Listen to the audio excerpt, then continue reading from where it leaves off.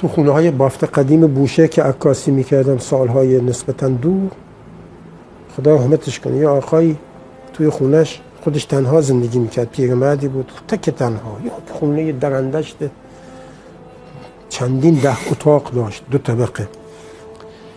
من زیاد میرفتم خیلی از جاها، از جمله اونجا.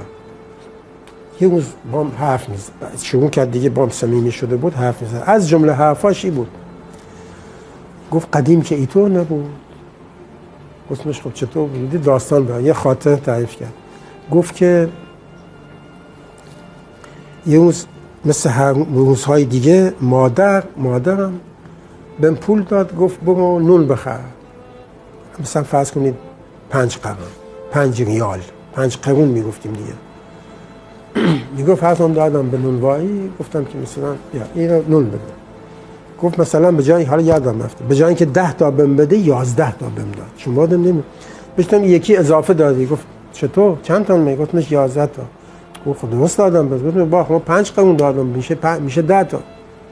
میگه نونوا بهم نگاه کرد، گفت می تو خبر نداری دیشو بارون زده ها. گوش بدین بچه‌ها، آدم چیکار کنه؟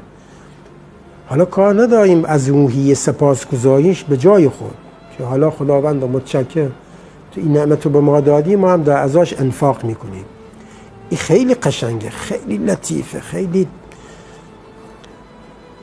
تحسین برانگیزه، خیلی باشکوهه، اما این خودش مبتنی بر یه چیزیه، این عمل و اعتقاد به این عمل، و اون اینه که بین انسان و آسمان دیالوگ برقرار. خدا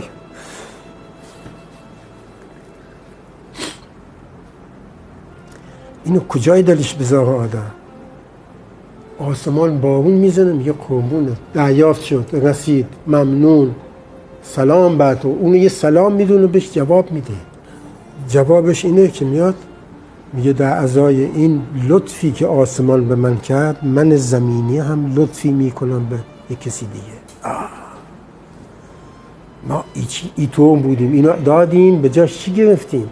چه نکبتی شدیم الان؟ اینو دادیم، به جاش اینو گرفتیم.